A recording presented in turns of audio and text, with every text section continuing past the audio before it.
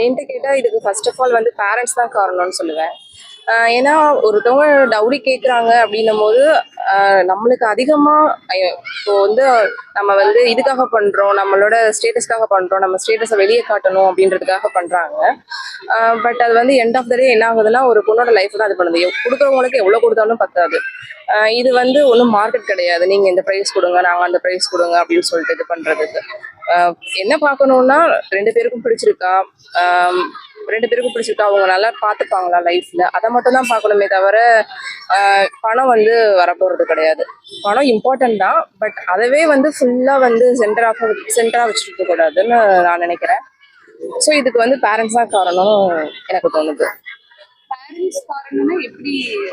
Parents கொடுக்கக்கூடாதுன்னு சொல்றீங்களா?